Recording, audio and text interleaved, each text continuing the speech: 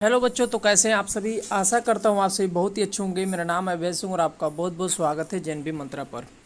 बच्चों, आज से आप सभी के लिए chapter wise practice set start कर रहा हूँ।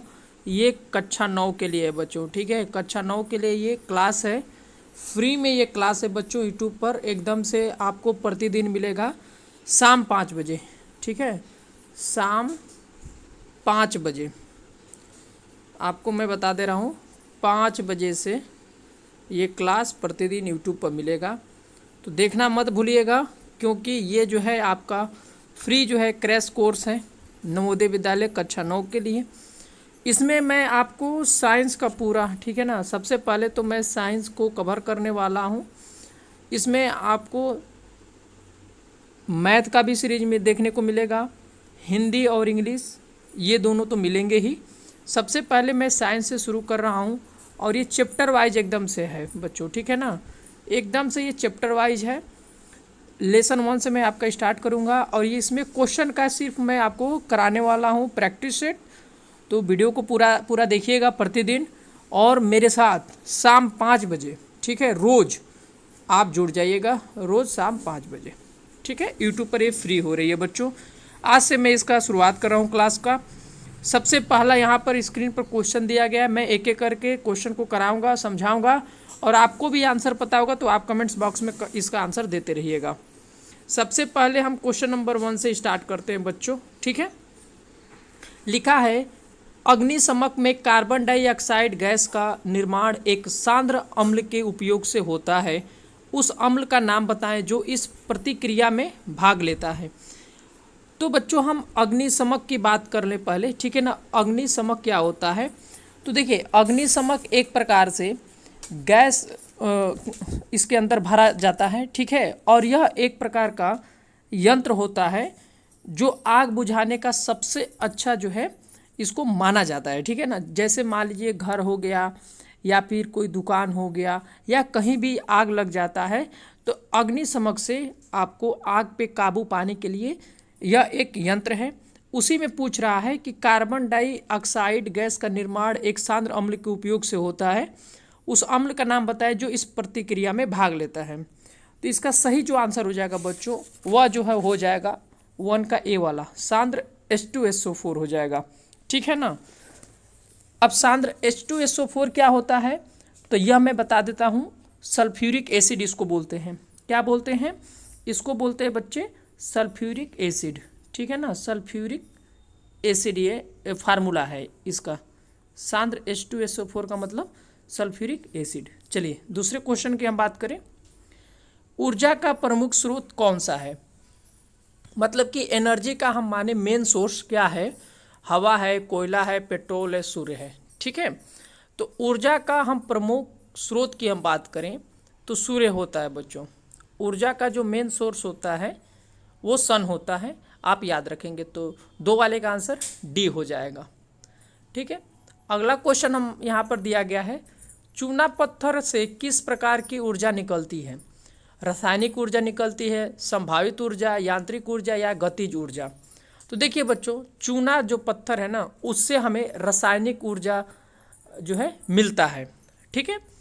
अगला है क्वेश्चन नंबर 4 को देखिए, दहन के लिए वायु में आवश्यक है, यानी कि कोई भी चीज़ जब जलता है तो हवा में उसके लिए क्या ज़रूरत होती है? ऑक्सीजन की, नाइट्रोजन का, क्लोरीन का या फिर कार्बन डाइऑक्साइड का? तो मैं बता दूं बच्चों, जब कुछ भी जलाना होता है तो जो एयर होता है ना, उसके अंदर ऑक्सीजन मौजूद होना चाहिए, ठीक है। बिना ऑक्सीजन का नहीं जलेगा कुछ भी। तो यहाँ पे ऑक्सीजन आपका सही आंसर हो जाएगा 4 का ए वाला। चलिए यहाँ पर हम क्वेश्चन नंबर 5 को देखते हैं बच्चों। यहाँ पर देखिए क्वेश्चन नंबर 5 दिया है, दहन एक क्रिया है, यानी कि आग जो जल रहा है वो कैसी, उसमें कैसी क्रिया होती है, ठीक है। यहाँ पर ऑक्सीकरण होता है या अपचयन, संयोजन या फिर वियोजन, कौन सी यहाँ पे क्रिया होता है? तो मैं आपको बता दूं, जब दहन क्रिया होती है तो वहाँ पे ऑक्सीकरण होता है, ठीक है ना। क्या होता है? ऑक्सीकरण होता है। क्वेश्चन नंबर हम 6 की बात करें। आज थोड़ा सा पीडीएफ दूसरे तरीके से मैं बनाया हूँ। कल से आपको दूसरा पीडीएफ मैं अच्छे से बनाऊंगा, और वो पीडीएफ मैं अपने टेलीग्राम चैनल पर एक बनाने वाला हूँ, बहुत बढ़िया सा टेलीग्राम चैनल, उस पर मैं लिंक दे दिया करूँगा। आप वहाँ पर मतलब कि इसको डाउनलोड कर लिया करिएगा। जो पीडीएफ रहेगा वो एकदम नोट करके आप रखे रहिएगा अपने पास, या फिर उसको पीडीएफ निकलवा भी सकते हैं, ठीक है। चलिए क्वेश्चन नंबर 6 को हम लोग देखेंगे। ऊर्जा का नवीकरणीय स्रोत है, ठीक है ना। ऊर्जा का नवीनीकरण स्रोत है, पेट्रोल है, कोयला है, डीजल है, या फिर वायु है। तो यहाँ पर बच्चों देखिए, नवीनीकरण का मतलब ये होता है, ध्यान से इसको समझिएगा, कि जिसको पुनः प्राप्त कर सकते हैं, ठीक है ना। ऐसे ऊर्जा का स्रोत जिसे हम क्या करें, उसे दोबारा, है ना, दोबारा यूज में ला सकते हैं, पुनः प्रयोग कर सकते हैं, तो उसे हम बोलते हैं नवीनीकरण उसको, ठीक है ना। और एक होता है अनवीनीकरण, ठीक है। अनवीनीकरण मतलब कि वह जो है आप पुनः उसको अपने ऊर्जा में प्रयोग में नहीं ला सकते हैं। जैसे कि आपका कोयला हो गया, ठीक है ना, कोयला हो गया, पेट्रोल हो गया, ये ऐसे है ना कि एक बार आप प्रयोग करेंगे तो वो दोबारा प्रयोग करने लायक नहीं रहेगा, वो खत्म हो जाएगा, ठीक है ना। तो नवीनीकरण स्रोत का मतलब ये होता है कि ऊर्जा का ऐसा स्रोत जिसे आप पुनः ऊर्जा में अपने प्रयोग में ला सको, ठीक है।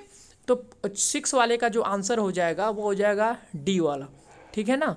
पवन ऊर्जा, यानी कि वायु का मतलब होता है पवन ऊर्जा, इसको आप दोबारा भी ला सकते हैं, ठीक है। चलिए क्वेश्चन नंबर हम 7 की तरफ बढ़ेंगे। क्वेश्चन नंबर 7 देखिए, इनमें से किसका सर्वाधिक ऊष्मीय मान होता है, ठीक है ना, कैलोरी मान होता है। यानी कि सबसे ज़्यादा जो है इसमें किसका सर्वाधिक ऊष्मीय कैलोरी मान होता है, लकड़ी का, एलपीजी का, पेट्रोल का, या फिर हाइड्रोजन का। तो बच्चों मैं बता दूं, सबसे ज़्यादा जो है हाइड्रोजन का होता है। तो 7 वाले का सही आंसर डी वाला हो जाएगा, ठीक है ना। अब हाइड्रोजन का यहाँ पर सबसे ज़्यादा जो है ऊष्मीय मान होता है।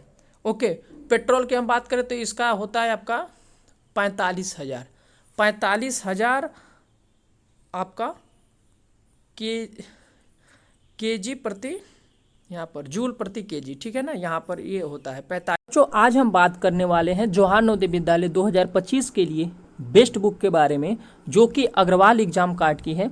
इस बुक के अंदर आपको तीनों सब्जेक्ट जैसे कि मानसिक योग्यता परीक्षण, अंकगणितीय योग्यता और भाषा परीक्षण, ये तीनों सब्जेक्ट को जोड़ा गया है। और इस बुक के अंदर पूरा थ्योरी जो कि एनसीईआरटी पैटर्न पर होता है बच्चों, उसको जोड़ा गया है। साथ ही साथ इस बुक के अंदर 2800 से भी ज़्यादा प्रश्न आपको दिए गए हैं चैप्टर वाइज, जो कि आपको अभ्यास करने में मदद करेंगे।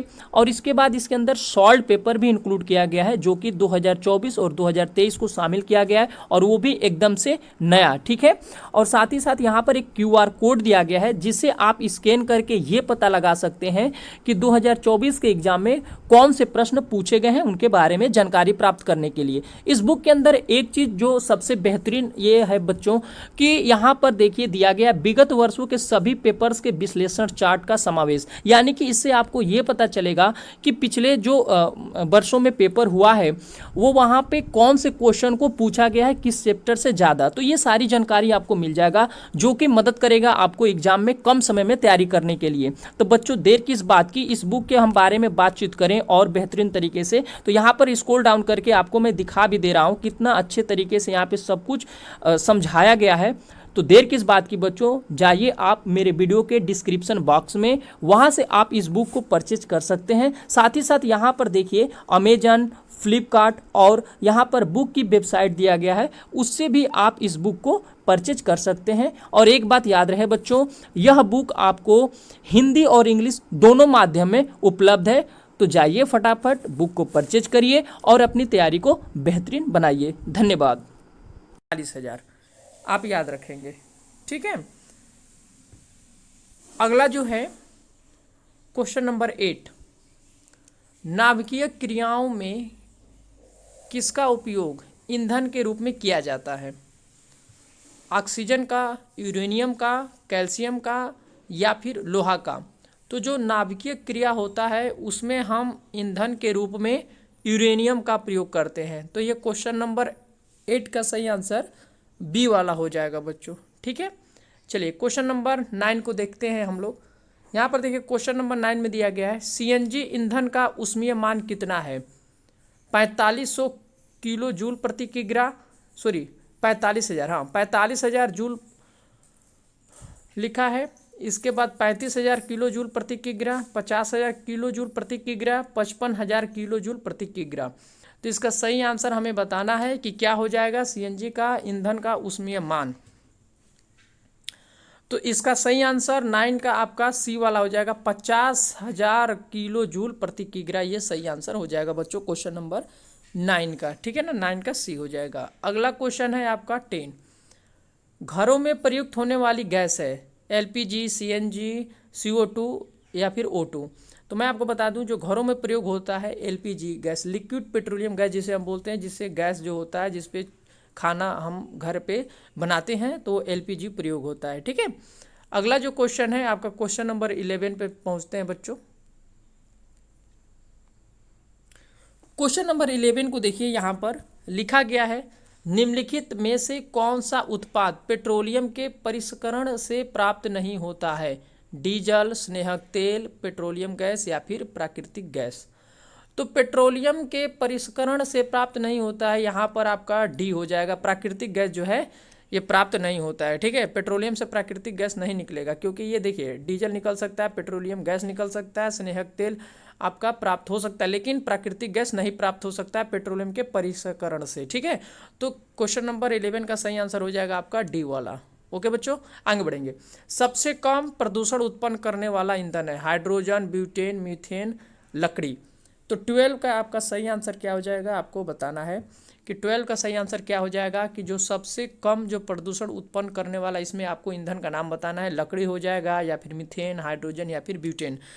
तो यहाँ पर 12 का सही आंसर आपका बी वाला हो जाएगा बच्चों, हाइड्रोजन हो जाएगा, ठीक है ना। हाइड्रोजन यह सबसे कम, इन चारों में से सबसे कम यह हाइड्रोजन ही है जो सबसे कम प्रदूषण उत्पन्न करेगा, ठीक है। तो 12 का आपका बी वाला हो जाएगा सही आंसर। क्वेश्चन नंबर अब 13 पे पहुँचते हैं बच्चों। क्वेश्चन नंबर 13 में लिखा है निम्नलिखित में से कौन CO2 का उत्पादन नहीं करता है, यानी कार्बन डाइऑक्साइड का कौन जो है उत्पादन नहीं करता है, ठीक है। पवन ऊर्जा, भूतापीय सौर ऊर्जा या जल विद्युत। तो CO2 का उत्पादन नहीं करता है, वो हो जाएगा आपका पवन ऊर्जा, ठीक है। सही आंसर क्या हो जाएगा, पवन ऊर्जा। आंसर नंबर ए जो है आपका सही हो जाएगा 13 का। अब आते हैं क्वेश्चन नंबर 14 पे बच्चों। वह पदार्थ जिसका ज्वलन तापमान बहुत कम होता है, आसानी से जलता है, बहुत धीरे जलता है, ए बी दोनों, कोई नहीं। यानी ये कह रहा है कि जो आपका ज्वलन पदार्थ होता है जो बहुत कम जो है उसका तापमान होता है, ठीक है, वो आसानी से जलता है या धीरे धीरे जलता है या फिर ए बी दोनों या फिर कोई नहीं। तो बच्चों यहाँ पर डी हो जाएगा, कोई नहीं, ठीक है। तो आई होप कि ये सेशन आपको अच्छा लगा होगा। तो बच्चों ये आप सभी के लिए तो पहला आपका क्लास था, ऐसे ही बहुत बढ़िया से चैप्टर वाइज मैं फ्री में लाऊंगा क्लास प्रतिदिन। तो मन लगा के पढ़ाई करिए, शुरू कर दीजिए अपना पढ़ाई। वीडियो को लाइक कर दीजिएगा, चैनल पर नए तो चैनल को जरूर सब्सक्राइब कर दीजिएगा। आज के लिए इतना ही, फिर मिलेंगे अगली वीडियो में, तब तक के लिए थैंक यू एंड जय हिंद बच्चों।